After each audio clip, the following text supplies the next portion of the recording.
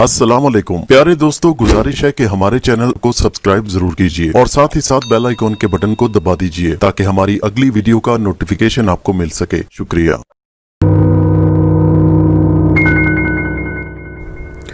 वकार अली ने अपनी country manager Jabbar को बुलाया और उससे सारे काम की तफसीलात मांगी, क्योंकि वो आज इलाज के सिलसिले में इंग्लैंड जा रहे थे और सिग्नेचर्स की अथॉरिटी वो अपनी बेटी नवीन को देकर जा रहे थे, जो पढ़ाई मुकम्मल करके फैमिली बिजनेस ज्वाइन कर चुकी थी।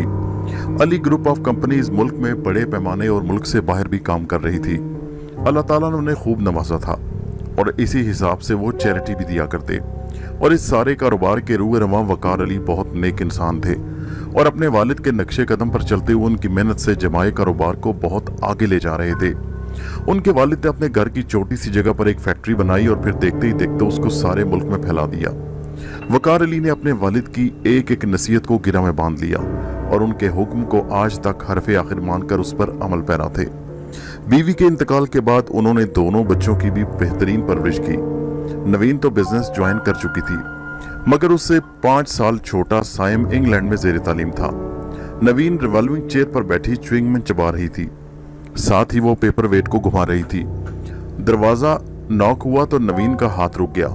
कम ऑन, उसने कहा तो जब्बार साहब अंदर आए। वो काजिम साहब कह रहे हैं कि फैक्ट्री की एक्सपेंशन के लिए कंस्ट्रक्शन रुक गई है। नवीन ने चौंक कर पूछा, क्यों? वो दरअसल वहां एक दरख्त है जो नक्शे में गलती से रह गया है और वो बिल्कुल बीच में आ रहा है। अब बताएं क्या करना है? जब्बार ने बताया। करना क्या है, दरख्त कटवा दें। नवीन ने लापरवाही से कंधे उचकाकर कहा। इफ यू डोंट माइंड, मैं एक दफा वकार सर से पूछ लूं, मुझे उन्हें हर चीज के बारे में इन्फॉर्म करना होता है। जब्बार साहब ने झिझकते हुए कहा। हाँ हाँ, क्यों नहीं, नवीन ने मुस्कुराते हुए कहा। उसे यकीन था कि डैड भी यही कहेंगे। जब्बार ने उसी वक्त अपने मोबाइल से वकार अली को कॉल मिलाई। हाँ बोलो जब्बार, क्या बात है? वकार अली की आवाज गूंजी तो जब्बार ने स्पीकर ऑन कर दिया। सर, दरअसल जहमत इसलिए दी है कि जब्बार ने वकार अली को सारी बात बताई और नवीन का फैसला भी बताया। जवाब में वकार अली गुस्से में धाड़े। दिमाग खराब हो गया क्या नवीन का? जब्बार शर्मिंदा होकर बोला, सर, मगर वकार अली ने उसे बोलने का मौका नहीं दिया और उनका पारा हाई हो गया। किसने इजाजत दी नवीन को दरख्त काटने की? उससे कहो कि भूल कर भी ऐसा ख्याल दोबारा दिमाग में न लाए। आर्किटेक्ट को बुलाओ और दूसरा नक्शा बनवाओ, चाहे जितना भी लॉस हो। समझ गए तुम? उनका गुस्सा आसमान को छूने लगा। इतना कहकर उन्होंने नवीन से बात करने की जहमत भी ना की और लाइन काट दी। जब्बार ने नवीन की तरफ देखा तो वो चोर सी बनी शर्मिंदगी से मुंह झुकाए बैठी थी। मैं काजिम साहब को बताई देता हूँ, जब्बार ने इतना कहा और वहां से चला गया। नवीन का चेहरा सुर्ख हो गया था, उसकी आंखें नम हो गईं। इतनी मामूली बात के लिए उसके डैड ने उतनी इंसल्ट कर दी। ये भी नहीं सोचा कि जब्बार हमारे सेक्रेटरी पर मेरा क्या इंप्रेशन पड़ेगा। Dad, this is not fair, उसने आहिस्ता से कहा। नवीन ब्लू जीन्स और वाइट शर्ट में बहुत खूबसूरत लग रही थी। उसने बालों को टाई अप किया हुआ था। वो चलती हुई उस दरख्त के पास आई। उसका मूड बड़ा ऑफ था, जिसकी वजह से उसके गाल तमतमा रहे थे। उसने हवा से आई लट को चेहरे पर से हटाया और बोली, आखिर ऐसा क्या है जो तुम्हारी वजह से डैड ने मुझे इतने रूड अंदाज में डांटा? जानते हो तुम्हारी वजह से मेरी कितनी इंसल्ट हुई है? नवीन ने उस दरख्त की तरफ देखते हुए कहा। फिर वो घूम फिरकर उस दरख्त का जायजा लेने लगी। वो बादाम का घना दरख्त था जो कि सुर्ख सुर्ख बादामों से लदा हुआ था। नवीन ने अपनी हाई हील सैंडल उतारी और उछलकर बादाम तोड़ने की कोशिश करने लगी, मगर नवीन का हाथ उस तक नहीं पहुंचा। उसने पैर पटक के और उसके चेहरे पर उसकी लट आ गई। नवीन ने उसे हटाया। एकदम पेड़ की डालियां हिली और नवीन के आगे बादामों का ढेर लग गया। नवीन ने मुस्कुराते हुए एक बादाम उठाया और उसे साफ करके खाना शुरू कर दिया। नवीन ने बादाम खाकर देखा तो उसका जायका बड़ा मीठा था। बादाम खाते खाते नवीन की निगाह दरख्त पर बैठे हुए एक स्याह चमकदार बिल्ले पर पड़ी, जो टिकटिकी बांधे उसे देख रहा था। उसे देखकर नवीन का मूड एकदम बदल गया। उसे बिल्लियां शुरू से अच्छी लगती थी। नवीन मुस्कुराकर आगे बढ़ी और उस बिल्ले को उठाया और उसका मुंह अपनी तरफ करके देखा तो स्याह बिल्ले ने हल्के से म्याऊं कहा और अपनी आंखों से उसे देखने लगा। यहाँ अकेले बैठे क्या कर रहे हो? मेरे साथ चलोगे? चलो, बड़ा मजा आएगा।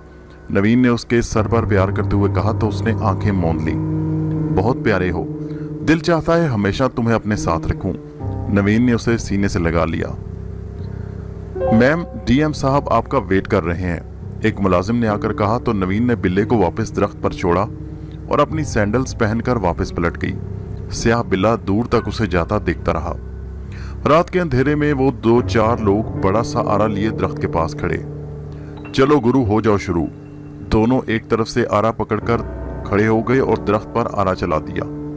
आरे का चलना था कि वो दोनों हवा में लटक गए। दोनों ने चीखना शुरू कर दिया। ये देखकर उनके बाकी 2 साथी खौफ से भागने लगे, मगर वो भागते भागते हवा में मौलिक हो गए और फिर उनके जिस्मों में आग भड़क उठी। वो हवा में ही जलते रहे, चीखते रहे। सुबह जब सब लोग आए तो 4 जले हुए स्याह कोयले से वजूद हवा में झूल रहे थे, जबकि उनके बाल दरख्तों की शाखों में उलझे हुए थे। ये खबर सुनकर नवीन भी वहां आई। वहां का मंजर देखकर उसकी रूह फना हो गई। ओ मेरे खुदाया, कितनी भयानक मौत मिली इन्हें, जब्बार ने डर से कहा। मगर नवीन को चुप सी लग गई। वो कार में आकर बैठ गई। जिंदगी में पहली बार उसने ऐसी सिचुएशन को फेस किया था। पुलिस आई तो पता चला वो लोग जराइम पेशा लोग थे, मगर वो यहाँ आए क्यों और किसने उन्हें जलाया, ये बात समझ में नहीं आ रही थी। आरे से ये तो अंदाजा हो गया था कि वो लोग यहाँ दरख्त काटने आए थे, मगर क्यों? नवीन ने वकार अली को इस बारे में बताने से मना कर दिया, क्योंकि वो बिला वजह इस बात से परेशान होते। नवीन ने शावर लिया और बाथरूम से बाहर निकल आई। आज वो बहुत ज्यादा थक गई थी। वो अपने नरमो मुलायम बिस्तर में लेटते ही धंस गई। उसने एक मुलायम कुशन सीने से दबोचा और आंखें बंद कर लीं। एकदम उसे इस नर्म कुशन में हरकत महसूस हुई, मानो तो जैसे कोई जिंदा चीज हो। नवीन ने आंखें खोलकर कुशन को देखना चाहा तो एकदम लाइट बंद हो गई। चंद मिनट गुजर जाने के बाद भी जब ऑटोमेटिक जनरेटर ऑन ना हुआ तो उसने अपना मोबाइल उठाकर जलाया और उठकर इंटरकॉम पर मुलाजिम को जनरेटर ऑन करने का कहा, मगर मुलाजिम के जवाब से वो चुप हो गई, क्योंकि बकौल मुलाजिम के पूरे घर की लाइट आ रही थी। सिर्फ नवीन के रूम में फॉल्ट हुआ था। उसे फौरन ठीक करवाओ, उसने ऑर्डर दिया और नाइट गाउन की डोरियां बांधकर रूम से बाहर निकल आई। उसका इरादा दूसरे रूम में सोने का था। जैसे ही उसने रूम से कदम बाहर निकाला, उसके कमरे की मध्यम नीली रोशनी जल गई। ओ थैंक गॉड, नवीन ने कहा और वापस अपने रूम में आ गई। वो फिर बिस्तर पर गिर कर उसमें धंस गई और आंखें बंद कर लीं। एकदम लाइट फिर बंद हो गई। क्या मुसीबत है भाई, वो फिर झंझला कर उठी। कमरे में मौजूद ग्लास विंडो से चांद की हल्की रोशनी अंदर आ रही थी। विंड एसी की वजह से बंद थी। नवीन उठकर रूम से बाहर जाने लगी तो गिड़गिड़ाहट से ग्लास विंडो खुल गई। नवीन एकदम उछल पड़ी। ये आखिर विंडो किसने खोली? वो आंखें झपकाती उस तरफ बढ़ी, मगर खिड़की की तरफ देखते ही उसके कदम वहीं रुक गए। खिड़की में एक स्याह वजूद पैर लटकाए बैठा था, जिसकी आंखें सुर्ख बल्ब की तरह रोशन थी। नवीन चीख मारती दरवाजे की तरफ भागी और दरवाजा खोलकर बाहर निकल आई। उसकी आवाज पर सब मुलाजिम जमा हो गए। नवीन ने उन्हें बताया कि कोई उसके कमरे में है। चौकीदार गन लेकर नवीन के कमरे में गया, मगर उसे वहां कोई ना मिला और कमरे की लाइट भी जल रही थी। शायद मैं थकन का ज्यादा शिकार हो गई हूं, उसने खुद को तसल्ली दी और कमरे में सोने चली गई, मगर उसे नींद नहीं आ रही थी। उसने अपना लैपटॉप निकाला और उसे खोलकर बैठ गई। एकदम हवा का तेज झोंका आया जिसने नवीन के बालों को उड़ा दिया। नवीन की आंखें भी बंद हो गईं। एकदम से उसे गर्मी का एहसास होने लगा। उसने आंखें खोलकर एसी की तरफ देखा तो वो फुल पर था, मगर नवीन को लगने वाली गर्मी बढ़ती जा रही थी। उसने खुले बालों को बांध लिया। उसकी गर्दन पर पसीने के कतरे नमूदार हो चुके थे। नवीन ने लैपटॉप बंद करके बेड पर रखा और खुद बेड से नीचे उतरने लगी तो एकदम किसी ने झटके से उसके बालों को खोल दिया और उसके ब्राउन सिल्की बाल उसके चेहरे पर बिखर गए। फिर किसी ने जोर से फूंक मारी तो उसके चेहरे पर पड़ी लटें हट गईं। नवीन ने खौफजदा अंदाज में इधर उधर देखा तो उसकी निगाह बेड से दूर रखी इजी चेयर पर जाकर रुक गई। इजी चेयर पर एक खूबरू नौजवान बैठा था, जिसके बड़े बाल शानों से नीचे आ रहे थे। सांवली रंगत घनी स्याह थी। अबरू और उनके नीचे मौजूद निहायत चमकदार आंखें नवीन पर टिकी थी। नवीन धक से रह गई। नौजवान नवीन को देखकर धीरे से मुस्कुराया। उसकी मुस्कुराहट में जाने क्या था कि नवीन के अंदर खौफ की लहर दौड़ गई। कौन हो तुम? नवीन ने थूक निगलते हुए उस नौजवान से पूछा। नौजवान खामोशी से चलता हुआ नवीन के करीब आने लगा। नवीन सहम कर सिमट गई। साथ उसको लगने वाली गर्मी की शिद्दत बढ़ने लगी। नौजवान को करीब आता देखकर नवीन बेख्तियार खौफजदा होकर दरवाजे की तरफ भागी। उसने दरवाजे के हैंडल पर हाथ रखकर जोर डाला मगर वो खुला ना। नौजवान बिल्कुल उसके करीब आ गया। नवीन ने चीखना चाहा तो किसी ने बेइंतहा गर्म तपते हाथ नवीन के होंठों पर रख दिए और फिर नवीन होश से बेगानी हो गई। नवीन ऑफिस के लिए तैयार हो रही थी मगर वो अपने आप को थका हुआ महसूस कर रही थी। उसे रात का वाकया बिल्कुल याद नहीं रहा। ऑफिस पहुंचकर उसे बुरी खबर मिली कि क्लाइंट ने बिना कोई रीजन शो किए डील कैंसिल कर दी। नवीन ने उन्हें कन्विंस करने की हर मुमकिन कोशिश की मगर उन्होंने साफ मना कर दिया। इस तरह डील कैंसिल हो जाती है। नवीन सर पकड़कर बैठ गई। करोड़ों का नुकसान हो चुका था। ये बात भी नवीन ने वकार अली को बताने से मना कर दिया क्योंकि उसके वालिद हार्ट पेशेंट थे और डॉक्टर से मिलने इंग्लैंड गए हुए थे। नवीन और जब्बार ऑफिस से निकले तो 8 बज रहे थे। क्या प्रोग्राम है, डिनर साथ करेंगे? नवीन ने जब्बार से पूछा। क्या ये डिनर बॉस की तरफ से ऑर्डर है या दोस्त की तरफ से ऑफर है? जब्बार ने हंसते हुए पूछा। जब्बार और नवीन में 2 साल का फर्क था। जब्बार वकार अली के दोस्त का बेटा था और जब्बार और नवीन ने यूके से बिजनेस की डिग्री ली थी। वो नवीन का सीनियर था मगर दोनों में काफी दोस्ती थी। ऑफ कोर्स फ्रेंड की तरफ से ऑफर है, नवीन ने कहा। तो फिर ठीक है, तुम ड्राइवर को भेज दो, मैं तुम्हें ड्रॉप कर दूंगा। तो नवीन मुस्कुराती हुई उसकी बराबर वाली सीट पर बैठ गई और जब्बार ने गाड़ी आगे बढ़ा दी। नवीन, मुझे तुमसे कुछ कहना है, जब्बार ने ड्राइव करते हुए कहा मगर नवीन ने कोई जवाब नहीं दिया। तो जब्बार ने बराबर में देखा तो एकदम उसके पैर ब्रेक पर आ गए। गाड़ी झटका लेकर रुक गई। जब्बार की बराबर वाली सीट पर नवीन की जगह एक स्याह बिल्ला बैठा हुआ था। जब्बार ने शोशी करके उसे भगाना चाहा मगर वो टस से मस न हुआ। जब्बार नवीन को ढूंढने लगा, आखिर वो कहाँ गई। एकदम बिल्ले का साइज बढ़ने लगा और वो अपनी शक्ल बदलने लगा और एक नौजवान की शक्ल इख्तियार कर गया। फिर उस नौजवान का स्याह बालों भरा हाथ जब्बार के गले पर गया और उसे कसकर पकड़ लिया। अपनी हद से बाहर निकलने की कोशिश मत करना, इतना कहकर वो वहां से गायब हो गया और जब्बार वहीं बेहोश हो गया। नवीन हैरान थी कि वो जब्बार के साथ डिनर करके कब वापस लौटी। ना तो उसे डिनर याद आ रहा था और ना ही अपनी वापसी। वो कब घर पहुंची उसे कुछ याद नहीं आ रहा था। उसने जब्बार का नंबर मिलाया मगर उसने कॉल रिसीव नहीं की। नवीन ने मोबाइल रख दिया। कमरे में मौजूद ड्रेसिंग टेबल के आईने में अचानक धुआं बिखरने लगा। नवीन को अपनी आंखों पर यकीन नहीं आया। उसने आंखें मली। धुआं कमरे में फैल गया। नवीन को अपने बालों में कोई उंगलियां फेरता महसूस हुआ तो उसने जोर से बालों को झटका दिया और कई कदम पीछे हट गई। फिर उसी धुएं ने उसी नौजवान की शक्ल इख्तियार कर ली। आज नवीन को वो फिर याद आ गया। तुम कौन हो और मेरे कमरे में कैसे घुसे? जवाब में वो नौजवान बोला, भूल गई? मुझे तुमने खुद अपने पास बुलाने की दावत दी थी। मेरी हद तो वही थी मगर तुमने मेरी वो हद तोड़कर मेरा काम आसान कर दिया। मैं तो सिर्फ तुम्हारा दीवाना था मगर तुमने अपनी शामत खुद बुलवाई है। नवीन हैरानी से उसकी बातें सुनती रही, फिर बोली, तुम कह क्या रहे हो? मुझे कुछ समझ नहीं आ रहा। मुझे तो याद नहीं कि मैंने तुमसे मुलाकात की है और अगर की भी है तो यूं बिला इजाजत मेरे कमरे में कैसे आए? नवीन ने गुस्से से कहते हुए गार्ड को बुलवाया। नौजवान ने कहका लगाया और बोला, गार्ड तो क्या, मुझे कोई भी तुम तक आने से नहीं रोक सकता। फिर वो नवीन के करीब आया तो नवीन तपिश से जलने लगी। उसे घबराहट होने लगी। ये तुम पर वाजे कर दूं कि मैंने सिर्फ तुमको चाहा था मगर आगे जो कुछ तुम्हारे साथ होगा इसके जिम्मेदार तुम खुद हो। मुझे इल्जाम मत देना। उस नौजवान ने नवीन को घूरते हुए कहा, तुम क्या बकवास कर रहे हो और पहले ये बताओ कि तुम हो कौन?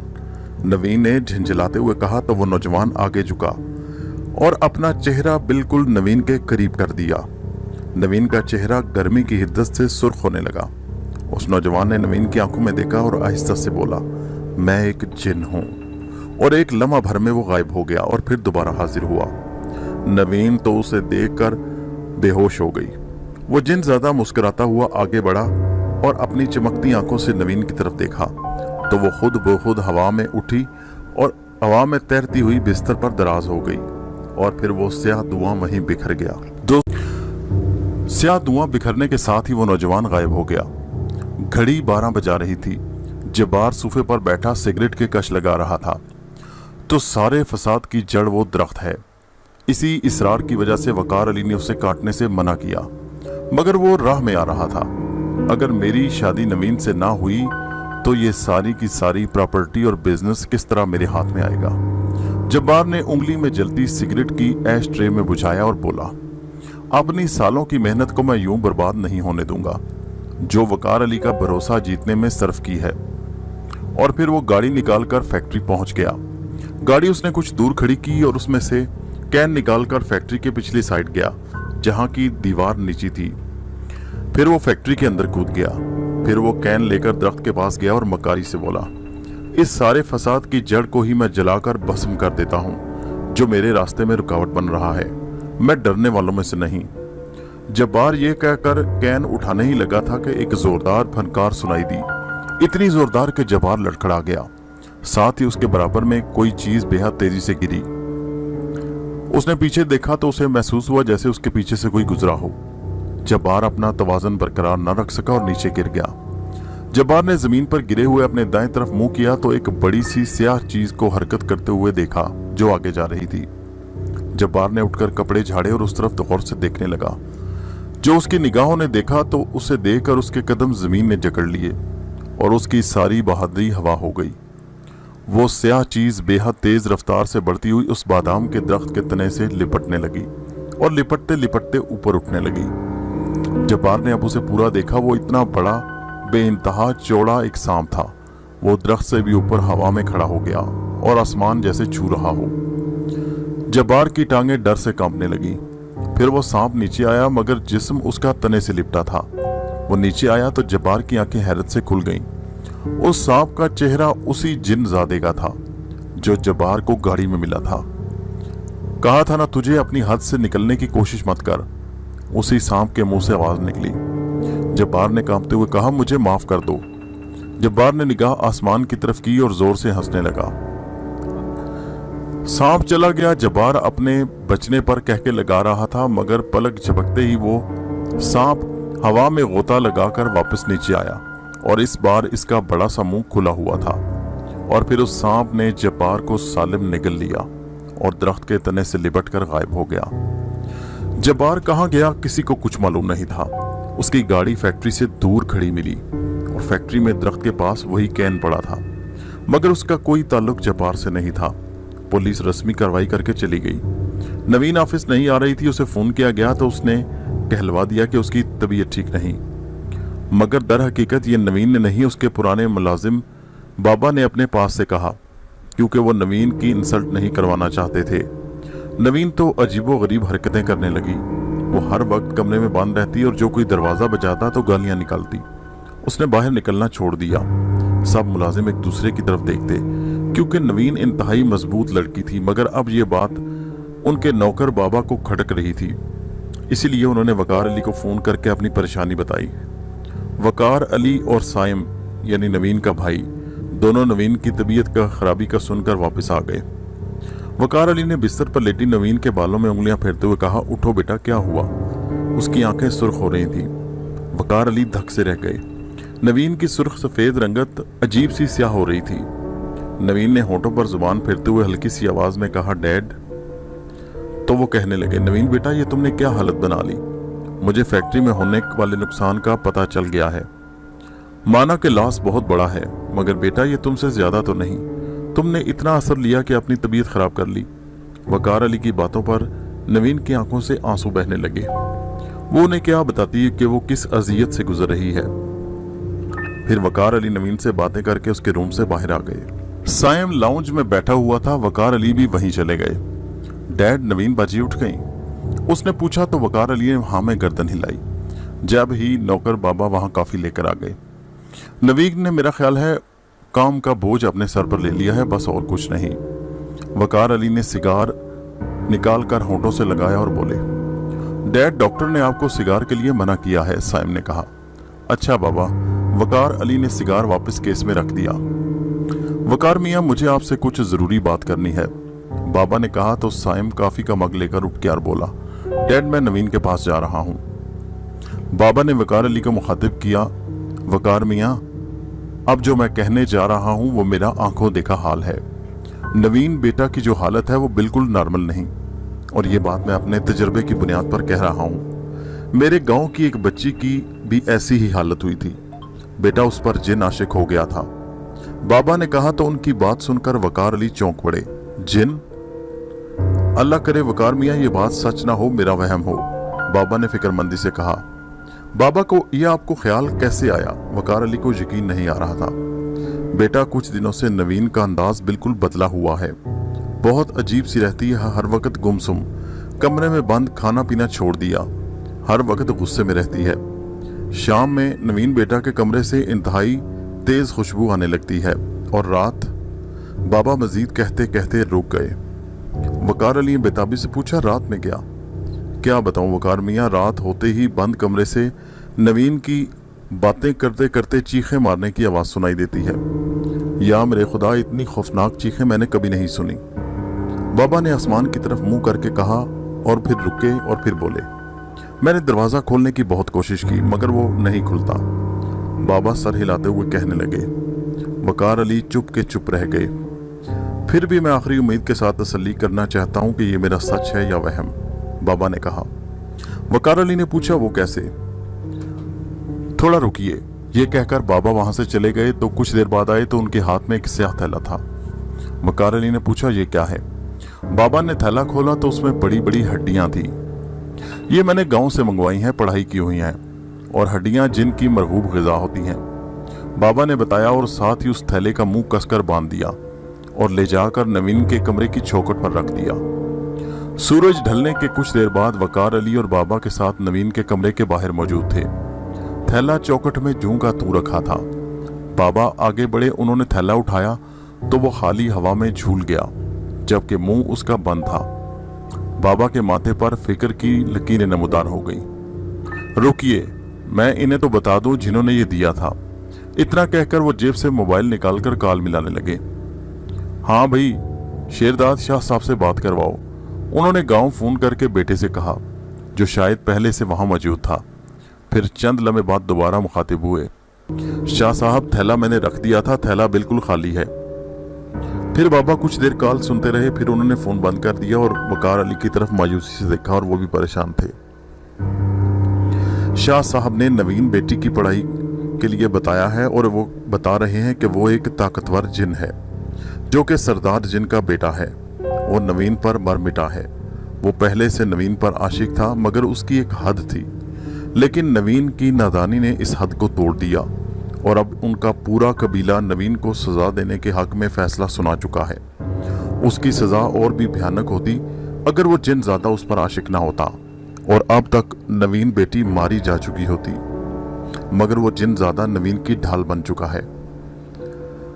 वकार अली सारी बात सुनकर परेशान लहजे में बोले, या अल्लाह मेरी बेटी पर रहम कर। एकदम नवीन के कमरे से मर्दाना कहका सुनाई दिया। वकार अली ने दरवाजा खोलना चाहा मगर वो बंद था। नवीन बेटा दरवाजा खोलो, उन्होंने जोर से कहा, मगर जवाब में नवीन की चीख सुनाई दी। वकार अली ने तड़प कर दरवाजे को पीटा मगर अंदर से उसकी दर्द भरी चीखों के सिवा कुछ सुनाई नहीं दे रहा था। वकार अली मायूस होकर वहीं जमीन पर बैठ गए। वकार मियाँ, हिम्मत से काम लो, मैं अभी गांव जाता हूं, मैं शाह साहब को लेकर आता हूं जिन्होंने गांव में उस बच्ची को बचाया था, उनके नौकर बाबा ने कहा। वकार अली सर पकड़कर बैठते थे। फैक्ट्री की सारी मशीनें खुद ब खुद रिवर्स में चलना शुरू हो गई थी और तमाम माल मशीनों में फंसकर खराब हो गया। सारे इंजीनियर्स फॉल्ट दूर करने में लगे थे। मशीनें तो रुक गईं मगर नुकसान तो हो चुका था। वकार अली बोतल कदमों से घर आए और सीधे नवीन के कमरे में चले गए। नवीन बिस्तर पर लेटी बिखरे बालों से छत को घूर रही थी। वकार अली उसके पास बैठे और उसका हाथ थामते हुए बोले, मेरी बेटी कैसी हो? जवाब में नवीन खामोश नजरों से उन्हें देखने लगी। वकार अली की निगाह नवीन की कलाइयों पर गई तो वो ठिठक गए। नवीन की सफेद कलाइयों पर मोटी मोटी उंगलियों के गहरे निशान थे, जैसे किसी ने सख्ती से उसकी कलाइयों को पकड़ा हो। एकदम खामोश बैठी नवीन को झटका लगा और उसने जोर से अपनी कलाई वकार अली से छुड़ा ली। देख लिया अपनी बेटी का हाल, अब उठ और जा यहां से। नवीन के मुंह से अचानक मर्दाना आवाज निकली। वकार अली कुछ कहना ही चाहता कि एक जोरदार थप्पड़ उनके गाल पर पड़ा। थप्पड़ इतनी जोर से पड़ा कि वो उछलकर बिस्तर से नीचे जा गिरे। दफा हो जा यहां से, नवीन ने धाड़कर मर्दाना आवाज में कहा। तो वकार अली उठकर कमरे से बाहर आ गए। उनके निकलते ही दरवाजा खुद ब खुद धमाके से बंद हो गया। और फिर उस दरवाजे के पीछे से नवीन की दर्द भरी चीखें सुनाई देने लगीं। वकार अली बेबसी से वहीं बैठकर सिसकने लगे। वकार अली ऑफिस में बैठे थे कि उन्हें इतला मिली कि लाहौर इस्लामाबाद की फैक्ट्रियों में काम बंद हो गया है। दोनों फैक्ट्रियों की मशीनें ऐसी जाम हुई हैं कि समझ नहीं आ रहा, सारे इंजीनियर सर पकड़े बैठे हैं। फिर अचानक फैक्ट्री में जबरदस्त आग भड़क उठी और सारा माल जल गया, मगर आग फिर भी जलती रही। बुझाने की कोशिशें की जा रही हैं। कई जगहों पर अली ग्रुप ऑफ कंपनीज में काम बंद हो गया। वकार अली दिल पकड़कर बैठ गए। एक के बाद एक परेशानी ने उन्हें तोड़ दिया। वो पहले ही दिल के मरीज थे, बिस्तर से लग गए। साइम ने उन्हें हिम्मत दिलाई और आराम करने का कहकर खुद सारे काम देखने लगा। ऐ मेरे मौला, मेरे मालिक, तू रहीम है, मेरी बच्ची को इस मुसीबत से निकाल दे। अगर उससे कोई नादानी हुई है तो उसको माफ कर दे मेरे मालिक। वकार अली जाए नमाज पर सजदे में गिरे, अल्लाह से दुआ मांग रहे थे। फिर उन्होंने जाए नमाज तय की और कमरे से बाहर निकल आए। सुबह की रोशनी फैल रही थी। वकार अली ने तस्बीह हाथ में पकड़ी और कमरे से निकलकर लॉन में आ गए। वो आंखें बंद किए आयत करीमा का विर्द कर रहे थे। एकदम मेन गेट बजा तो चौकीदार और गार्ड अलर्ट हो गए। इतनी सुबह कौन हो सकता है? चौकीदार ने चेक किया और गेट खोल दिया। वकार अली की निगाहें उसी तरफ थीं। दरवाजा खुला और बाबा ने अंदर कदम रखा। उनके पीछे एक बुजुर्ग थे। वकार अली बेइख्तियार खड़े हो गए। उनके दिल को एक ढारस मिली। बाबा को देखकर वकार अली ने लोगों को सलाम किया और उन्हें ड्राइंग रूम में ले आए। वकार अली ने एक मुलाजिम से कहकर साइम को बुलवाया। साइम समझा नवीन के इलाज के लिए वकार अली ने बाहर से किसी को बुलाया है, मगर साइम ड्राइंग रूम में गया तो वहां सादे से कपड़ों में लिपटे एक बुजुर्ग सर झुकाए बैठे थे। डैड, आपने इन्हें बुलाया है? ये क्या करेंगे नवीन बाजी का इलाज? साइम ने हैरानी से कहा। हाँ वकार अली, यही करेंगे। डैड, आपको क्या हो गया? आप किस दुनिया में पहुंच गए हैं? आप अभी तक तोहम परस्ती में पड़े हुए हैं। खामोश रहो। वकार अली ने उसे डांट दिया तो वो खामोश हो गया। आप इधर आओ बेटा, वो बुजुर्ग शफकत से बोले तो साइम हैरानी से देखता उनके पास बैठ गया। बेटा, आपकी बात ठीक है कि दुनिया कहां से कहां पहुंच गई। दुनिया ने तरक्की इल्म की वजह से की है और जो हमारे पास है वो भी इल्म है। कुछ चीजें ऐसी होती हैं जिनका इलाज मेडिसिन नहीं कर सकती। फिर उन्होंने साइम से कहा, एक प्लेट मेरे सामने रखो और उसे पानी से भर दो। साइम ने हैरान होते हुए ऐसा ही किया। फिर बुजुर्ग ने साइम से सवाल किया, अपने दादा को पहचानते हो? साइम ने हाँ में गर्दन हिलाई। ठीक है, तो फिर इस प्लेट में देखो, बुजुर्ग ने कहा और फिर उनके होंठ तेजी से हरकत करने लगे। कुछ देर बाद बुजुर्ग ने प्लेट में फूंक मारी तो पानी में लहरें पैदा हुईं। जब पानी ठहरा तो वहां एक मंजर पैदा हुआ। मियाओं की चीखें मौजम अली के कानों में पड़ी तो उसकी नींद में खलल पड़ गया। उसने गर्दन इधर उधर की और दोबारा अपनी आंखें बंद कर लीं। मियाओं की आवाज फिर आई। अब की आवाज में कर्ब था। ये चीखें मौजम के सर पर हथौड़े की तरह बरस रही थीं। मौजम ने झिंझलाकर आंखें खोली। चारपाई से उठा। रात का न जाने कौन था पहर था। उसकी घरवाली उसके साथ चारपाई पर सो रही थी। मौजम ने आंखें झपकाकर इधर उधर देखा मगर छत खाली थी। मौजम वापस चारपाई पर बैठने ही वाला था कि फिर उसे मियाओं की आवाज सुनाई दी जिसमें गुर्राहट थी जो साफ महसूस हो रही थी। मौजम ने गौर किया और फिर आवाज की तरफ चल पड़ा। आवाज घर के पिछले हिस्से की तरफ आ रही थी। मौजम छत पर चलता हुआ पिछली तरफ गया और छत से नीचे झांकने लगा। फिर उसकी नजर सामने गई तो चौंक पड़ा। घर के पिछले हिस्से में मौजूद पुराने बादाम के दरख्त के नीचे एक आदमी आलती पालती मारे बैठा था। उसके जिस्म पर सिर्फ एक धोती थी। होंठ हरकत कर रहे थे और उसके फासले पर एक आग का दायरा जल रहा था। इस दायरे के बीचों बीच एक स्याह बिल्ली का बच्चा सहमा बैठा था। मौजम तेजी से नीचे उतरा और सहन में रखी बाल्टी में से पानी भरा और घर से निकलकर पिछली तरफ भागा। आदमी की आंखें अभी तक बंद थीं और होंठ हरकत में थे। मौजम तेजी से बिल्ली के बच्चे की तरफ बढ़ा और जलती आग पर पानी डाल दिया। आग का बुझना था कि स्याह बिल्ली का बच्चा कूद कर दरख्त पर चढ़ गया और मुड़कर मियाऊं किया और शाखों में गायब हो गया। ये देखकर मौजम मुस्कुरा दिया। मूर्ख, क्या तेरी बुद्धि भ्रष्ट हो गई है जो तूने ये अनर्थ कर दिया? तुझे ये करने की क्या आवश्यकता थी? मालूम भी है कितने समय से मैं इस घड़ी की राह देख रहा था। आज इस समय ने मेरा साथ दिया तो तूने भग से मेरी सारी तपस्या भंग कर दी। वही आदमी जो मंत्र पढ़ रहा था अपनी सुर्ख आंखें लिए मौजम को धाड़ने लगा। आवाज नीची कर, यहां से और यहां से उठ जा। क्यों इस मखलूक को अजियत दे रहा है? मुअज्जिम ने गुस्से से कहा। अच्छा, तो तू इस गलीज बिल्ले की तरफदारी करने आया है तो मुसलमान है। इससे पहले कि वो आदमी कुछ और कहता, आवाजें सुनकर आसपास के लोग भी आ गए। मुअज्जिम ने उन्हें सारी कहानी बताई तो लोग उस पर चढ़ दौड़े। वो साधु वहां से चला गया। फिर पानी में मंजर बदल गया। मुअज्जिम कारखाने से काम करके निकला। वो एक गरीब आदमी था जो कारखाने में मजदूरी करता था। रास्ते में से मुअज्जिम ने पकोड़े लिए और घर आ गया। आज उसकी घरवाली मैके गई थी। घर पहुंचकर मुअज्जिम ने मुंह हाथ धोए और प्लेट में पकोड़े निकाले और एक बासी रोटी ली और चारपाई पर आकर बैठ गया। उसने बिस्मिल्लाह पढ़ी और नवाले की जानिब हाथ बढ़ाया कि अचानक दरवाजे पर दस्तक हुई।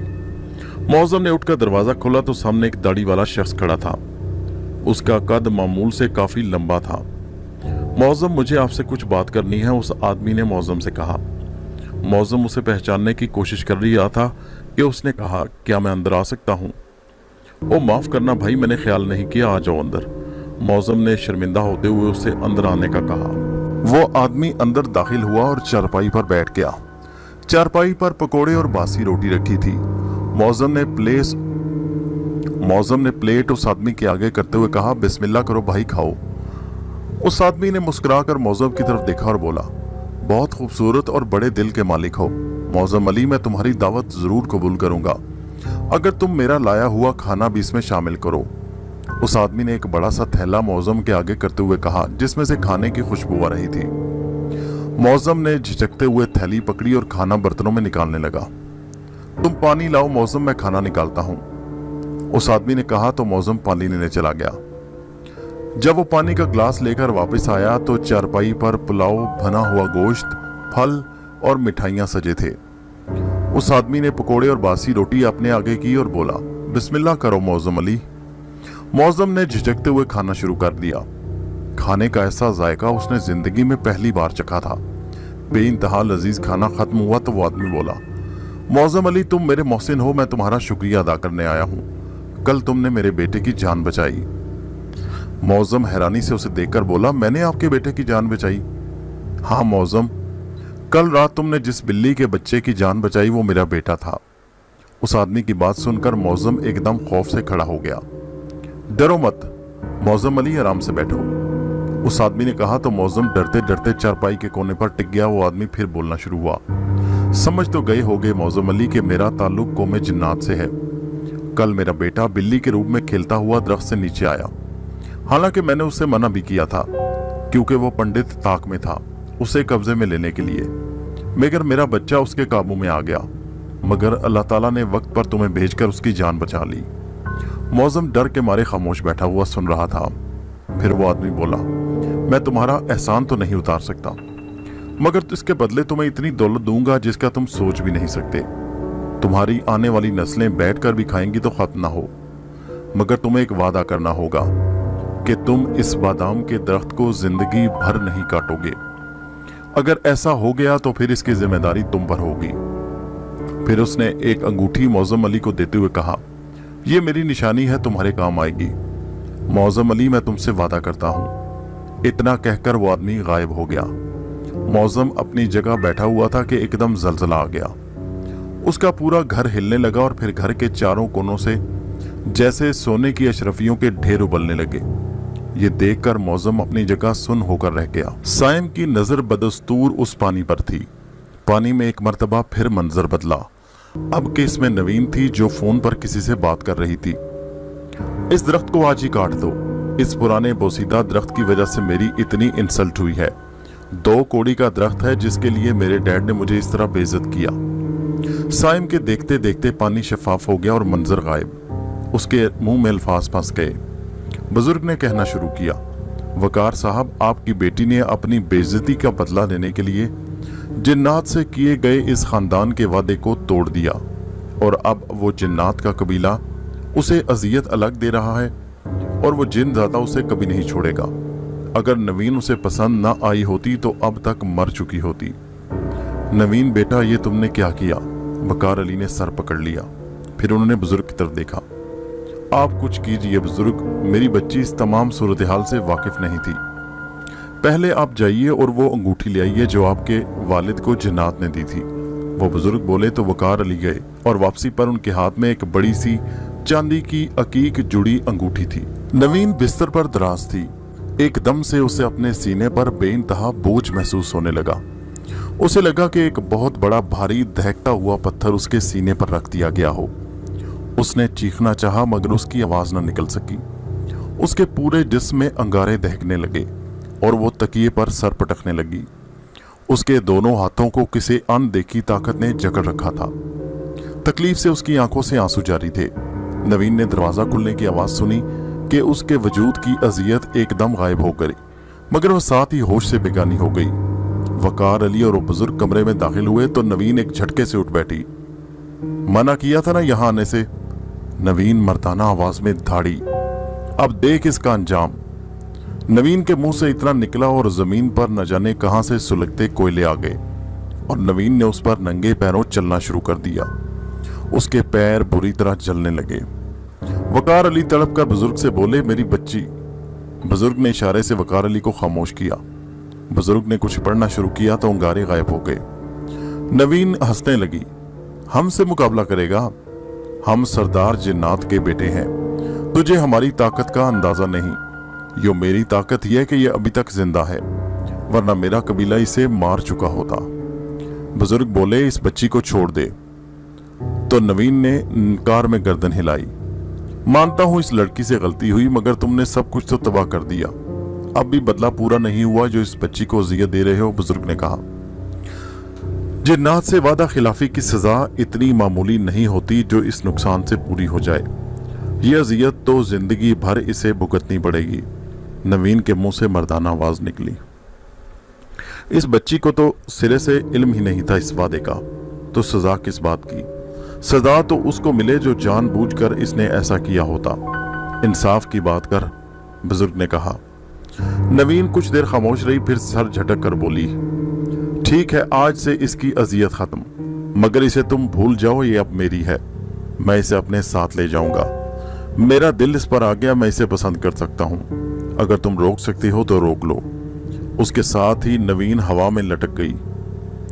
मानता हूं मैं तुझे ऐसा करने से रोक नहीं सकता, मगर ये जान ले कि इंसान और जिन्नात का मिलाप कभी मुमकिन नहीं, बुजुर्ग ने जवाब में कहा। नहीं हुआ तो अब होगा, इसे तो मैं किसी कीमत पर नहीं छोड़ूंगा। नवीन के मुंह से फिर मर्दाना आवाज निकली। मैं तुझसे बात करनी है, इस बच्ची के जिस्म से बाहर आ। बुजुर्ग ने कहा तो नवीन के जिस्म से स्याह धुआं बाहर निकला और नवीन नीचे गिर गई। फिर इस धुएं ने उसी नौजवान का रूप धार लिया। बोल, क्या कहना है? नौजवान बोला। एहसान फरामोश है तू। इस खानदान ने तेरी जान बचाई और तू इन्हीं की बेटी को परेशान कर रहा है। अरे तुझे अपने वादे के कोई पास नहीं जो तेरे बाप ने किया था। बुजुर्ग ने चांदी की अकीक जुड़ी अंगूठी हथेली पर रखकर उसके आगे की तो वो जिन ज्यादा कई कदम पीछे हट गया और खामोश खड़ा हो गया। फिर उसने नवीन की तरफ देखा और बोला, अगर हमारे बाबा ने ये अंगूठी देकर मदद का वादा ना किया होता तो खुदा की कसम दुनिया की कोई ताकत मुझे इसे अपने साथ ले जाने से ना रोकती। मगर याद रखना, जब तक ये अंगूठी इसके पास है तो ये वादा है, इसके आगे नहीं।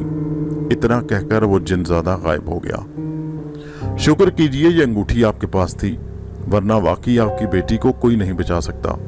इस जिनजादे थे, आपको उसकी ताकत का अंदाजा नहीं, बुजुर्ग ने कहा। और फिर वो बाबा के साथ चले गए। बाबा गांव तो गए, मगर वहां से उनके बेटे का फोन आया कि रात उनका इंतकाल हो गया है। वकार अली अपने दोनों बच्चों के साथ गांव गए। उनका दिल रो रहा था उनके मौसन की जुदाई पर, जिन्होंने न सिर्फ बरसों उनके खानदान की खिदमत की बल्कि उनकी बच्ची की जिंदगी भी बचाई। बाबा के इंतकाल को 40 रोज गुजर चुके थे। फिर उसके बाद अब 2 साल बाद वकार अली भी चल बसे। साइम और नवीन ने तमाम बिजनेस इंग्लैंड शिफ्ट करने का इरादा कर लिया। नवीन ने जल्दी जल्दी पाकिस्तान से सब बिजनेस वाइंड अप किया, सिवाय उस फैक्ट्री के, क्योंकि वहां वो बादाम का दरख्त था। साइम के कहने पर मुलाजिम ने लाकर उसे सारे सामान, कागजात और फाइल्स निकाली और एहतियात से ब्रीफकेस में रखे। उसने सब चीजें नवीन से डिस्कस की और इंग्लैंड जाने के लिए एयरपोर्ट रवाना हो गया। अभी कुछ काम बाकी थे, इसलिए नवीन की फ्लाइट चंद रोज के बाद की थी। नवीन ने मोबाइल साइड बॉक्स पर रखा और अपने कमरे में चारों तरफ निगाहें दौड़ाई। इस कमरे में बचपन से लेकर आज तक उसकी अच्छी बुरी यादें वाबस्ता थी। वो बोझल कदमों से बिस्तर तक आई और लेट गई। अगले दिन वो हमेशा के लिए इंग्लैंड जा रही थी। वो बिस्तर पर लेटी तो सारे वाकयात उसकी आंखों के सामने गुजरने लगे। काफी दिन यूं ही गुजर गए तो नवीन ने ख्यालात को झटका और आंखें बंद कर लीं। एकदम से नवीन को तपिश का एहसास हुआ तो वो करंट लगने वाले अंदाज में उठकर बैठ गई और जल्दी से लाइट जलाई तो कमरा खाली था, वहां कोई नहीं था। नवीन अपने वहम पर मुस्कुरा दी, मगर उसकी मुस्कुराहट हवा के एक तेज आने वाले झोंके ने उड़ा दी, जिससे नवीन के सारे बाल बिखर गए। कौन है? नवीन ने डरते डरते पूछा। नवीन का पूछना था कि उसे अपने कान के पास तपिश महसूस हुई। फिर वो इतनी बढ़ गई कि उसके कान की लो जैसे जलने लगी। फिर उसे किसी के मौजूदगी का एहसास हुआ, अपने बेहद करीब। फिर कान के पास उसे सरगोशी सुनाई दी, मैं जिन हूं। ये सुनते ही नवीन ने खौफ से आंखें मीच लीं और सोचने लगी कि ये मेरा खौफ है या वहम, और गर्दन घुमाई और लरसते हुए आंखें खोल दी तो वही नौजवान जिनज़ादा अपनी स्याह घनी अब्रुओं के मौजूद चमकदार आंखों से देखकर मुस्कुरा रहा था। उसकी मुस्कुराहट से नवीन की खून की गर्दिश तेज हो गई थी, बेइंतहा तेज। इधर साइम इस बात से बेखबर था कि इंग्लैंड जाने वाले ब्रीफकेस के सामान में वो अंगूठी भी थी जो नवीन को बचाती। अब वो अंगूठी इंग्लैंड पहुंच चुकी थी। नवीन ने बिस्तर से उतरने की कोशिश की तो उसे किसी ने जकड़ लिया और फिर नवीन को स्याह तपते धुएं ने अपनी आगोश में ले लिया। चंद लम्हों बाद कमरा बिल्कुल खाली था, ना वहां नवीन थी और ना ही वो खाली धुआं। इस कहानी को अपने दोस्तों सहेलियों के साथ व्हाट्सएप और फेसबुक पर जरूर शेयर कीजिए। हमारे चैनल को सब्सक्राइब कीजिए। शुक्रिया।